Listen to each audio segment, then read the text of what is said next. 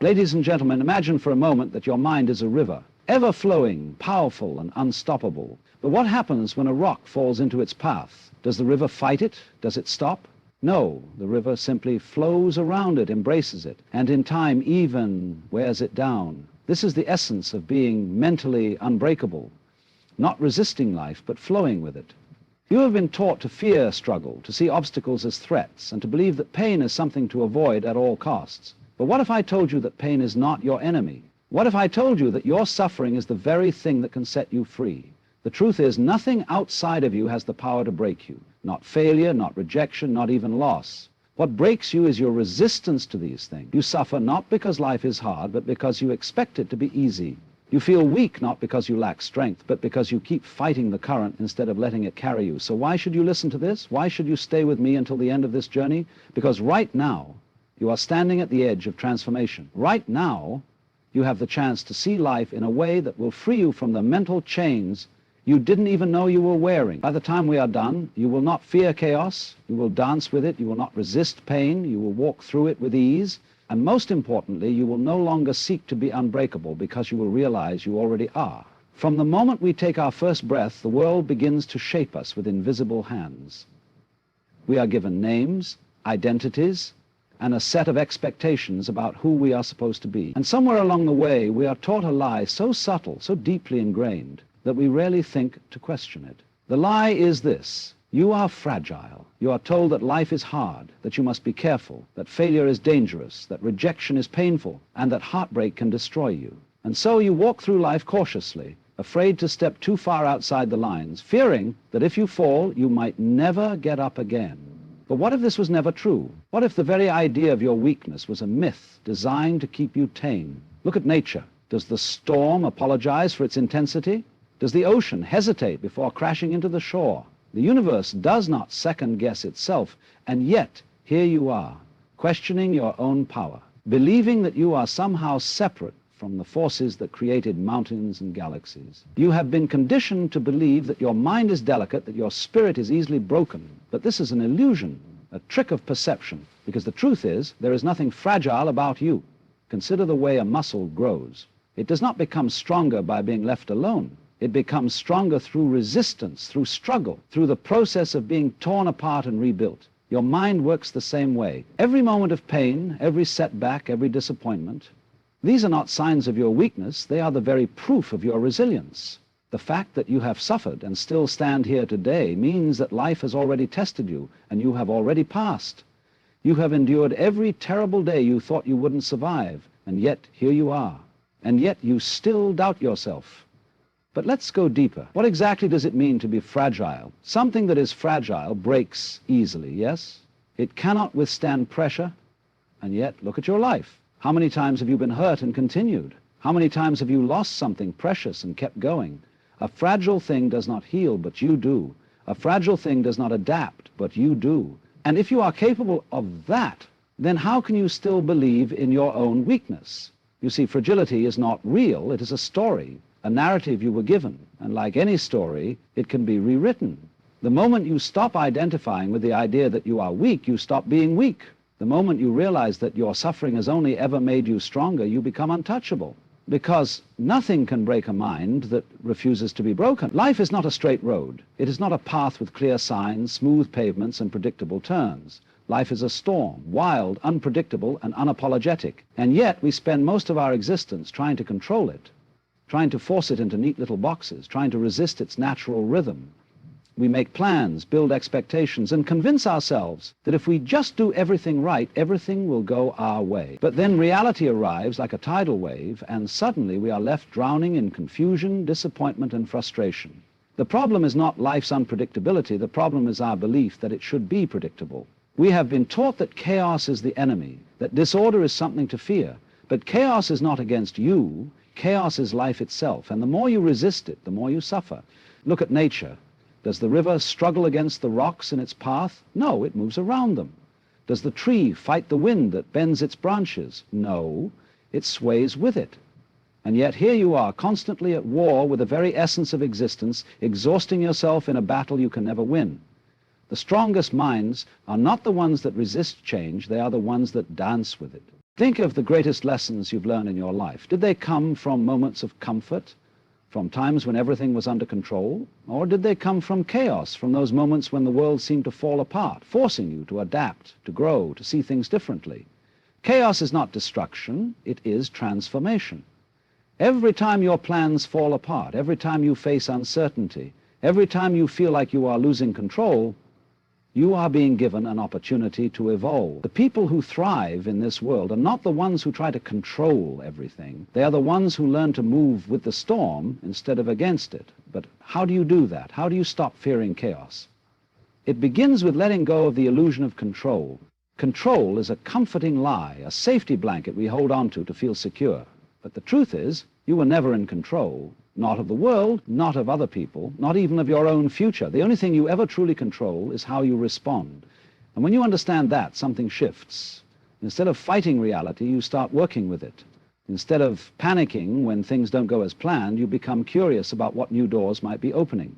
Instead of breaking under pressure, you adapt, adjust, and find a way to move forward. The difference between those who suffer endlessly and those who thrive is not their circumstances. It is their relationship with chaos. The moment you stop fearing uncertainty, the moment you embrace the unpredictable nature of existence, you become untouchable. Because a person who dances with chaos cannot be broken by it. There is a strange truth hidden within the human experience. The more you try to control life, the more it controls you. We cling to the illusion that if we just plan everything carefully, if we prepare for every possible outcome, if we work hard enough, then we can bend life to our will. But what happens? The unexpected arrives. The things we feared still happen. The things we never anticipated strike us when we least expected. And the more we resist, the more we suffer. The very act of trying to control life is what creates frustration, anxiety, and fear. Look at your own life. How many times have you been disappointed because something didn't go the way you wanted? How many times have you lost sleep over things beyond your control? How many moments have you wasted worrying about the future, as if worrying could somehow change it? We convince ourselves that control equals safety. That if we just hold on tightly enough, we can protect ourselves from pain, failure, and loss. But reality does not work that way. Reality does not care about your plans, your expectations, or your need for certainty. It moves as it wishes, shifting like the wind, and the tighter you hold on, the more violently it shakes you. Imagine trying to hold on to water. The harder you grip, the faster it slips through your fingers. But the moment you relax, the moment you open your hands, the water simply rests there. Life is the same. Control is not found in force, it is found in surrender. But surrender does not mean giving up. It does not mean being passive or careless. Surrender means accepting reality as it is instead of how you think it should be. It means understanding that you are not in charge of everything, and that is perfectly okay. It means flowing with life instead of fighting against it. The people who suffer the most in this world are not the ones who experience hardship, because hardship is inevitable, but the ones who resist it, who refuse to let go, who try to control what cannot be controlled. And the ones who are at peace, they are not the ones who have mastered life, they are the ones who have stopped trying to master it. They have realized that freedom comes not from control, but from trust. Trust that no matter what happens, they will adapt. Trust that even in uncertainty, they will find a way forward. Trust that they do not need to grip life with iron hands, because life will carry them where they need to go. So the question is not, how do I gain more control? The real question is, how do I let go of the need for it? And when you figure that out, when you loosen your grip on the illusion of control, something incredible happens. You stop fearing life. And when you stop fearing life, you become truly free. Pain is the one thing we all try to avoid. We run from it, numb it, deny it, and curse it when it arrives. We have been conditioned to believe that pain is a problem, something unnatural, something that should not exist. And yet, pain is one of the most fundamental parts of life itself. It shapes us, refines us, and forces us to grow. But here's the truth. Pain is not your enemy. It is your greatest teacher. Look at any meaningful transformation in your life. Did it happen in moments of ease, in times of comfort, or did it come through struggle, through heartbreak, through loss, through the kind of suffering that stripped away everything you thought you knew? Every great awakening in history, whether personal or collective, was born from pain. It is the fire that burns away illusions, the chisel that carves the soul, the force that breaks us open so we can see more clearly. The problem is not pain itself. The problem is that we resist it. Think about a wound. If you fight the healing process, if you keep picking at it, if you deny it the time and space it needs, it festers. But if you allow it to heal, if you embrace the process, it becomes a scar, a mark of resilience, not of weakness. The same is true for emotional and psychological pain. Every time we resist it, every time we fight against it, we prolong our suffering. But the moment we accept it, the moment we stop running from it, something shifts. Pain becomes a portal. It opens a door to a deeper understanding of ourselves. It forces us to see the parts of us that we have ignored.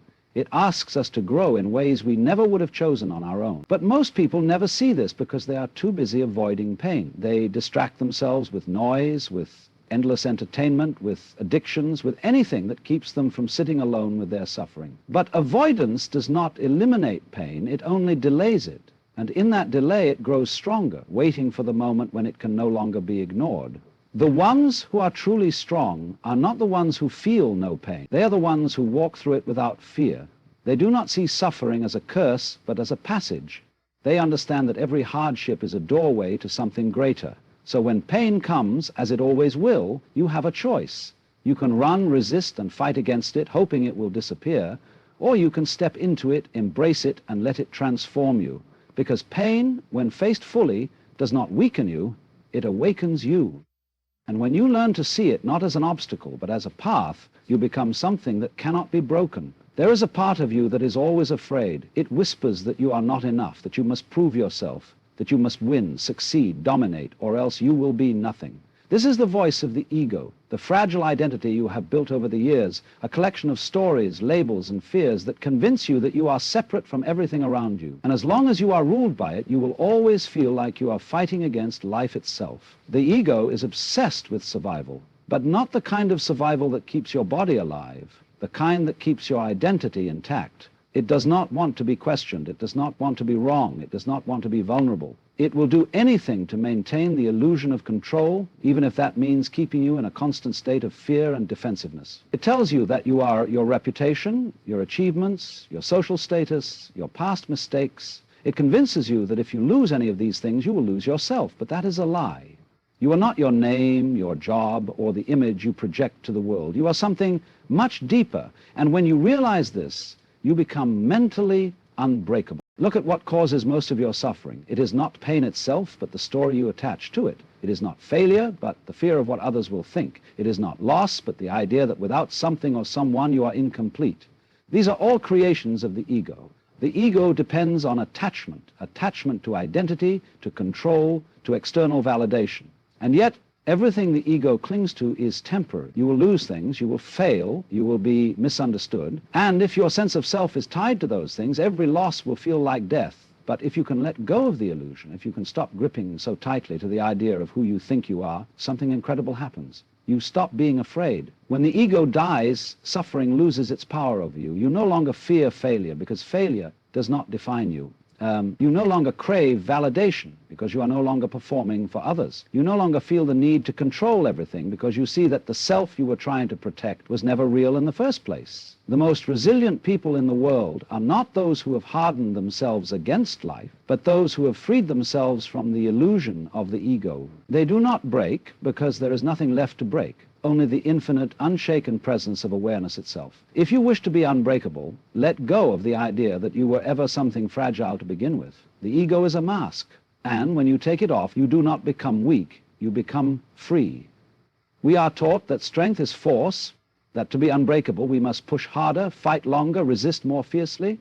We are told that toughness is about never bending, never showing weakness, never surrendering. But look at the strongest things in nature, the ocean, the wind, the trees that bend in the storm but do not break. They are not rigid, they do not fight, they flow, they adapt, they move effortlessly with life rather than against it. Real strength is not about resistance, it is about alignment. A river does not need to force its way through the landscape, it simply follows the path of least resistance, and yet over time it carves through mountains. The same principle applies to the mind. Those who spend their energy fighting reality, who refuse to let go of what no longer serves them, who grip tightly onto things that are meant to change, exhaust themselves. They mistake tension for power, struggle for resilience. But effort alone does not create strength. Wisdom does. Wisdom is knowing when to push and when to yield, when to fight and when to let go. It is understanding that there is no need to force what is already unfolding. The strongest people are not those who never fall. They are those who fall, rise, and move forward without unnecessary resistance. They do not waste energy battling life. Instead, they trust it. They trust that even in chaos, there is an underlying order. They trust that even in loss, something new is being born. And because of this trust, they remain unshaken. But this kind of strength requires a shift in perception. It requires us to stop equating effort with progress. It requires us to stop believing that we must constantly be in control. The greatest warriors are not the ones who never know fear. They are the ones who do not let fear control them. The greatest minds are not the ones who never struggle. They are the ones who allow struggle to teach them rather than break them. The greatest transformations do not happen through force, but through surrender to the natural flow of life. And when you embrace this, something incredible happens. You stop wasting energy on things that do not matter. You stop fighting battles that do not serve you. You stop clinging to things that are meant to leave. You move through life with the same effortless strength as the river, shaping the world around you without losing yourself in the process. And when storms come, as they always do, you do not break. You bend, you flow, you adapt, and in doing so, you become truly unbreakable. You have spent your life believing that strength is something you must build, something you must fight for, something you must prove. But the truth is, you are never fragile to begin with. The mind does not break under pressure. It breaks under resistance. The pain you fear, the chaos you resist, the losses you mourn, these are not signs of weakness. They are the very forces shaping you into something greater. To be mentally unbreakable is not to be invulnerable. It is not about avoiding pain, escaping uncertainty, or controlling the uncontrollable. It is about seeing clearly, seeing that pain is a portal, that chaos is a dance, that surrender is not defeat but freedom. It is about letting go of the illusion that you must constantly fight life, and instead learning to move with it. The strongest minds are not the ones that never fall, but the ones that know falling is just another part of movement. The unshaken are not those who never feel fear, but those who let fear pass through them like the wind through an open door. The truly unbreakable are not those who harden themselves against life, but those who become fluid, adaptable, open, because nothing can shatter what refuses to be rigid. So ask yourself, what are you still clinging to? What are you still resisting? What would happen if you stopped trying to control life and instead trusted it? Because once you do, you will see that you were never broken. You were never weak. You were never small. You were, and always have been, unbreakable.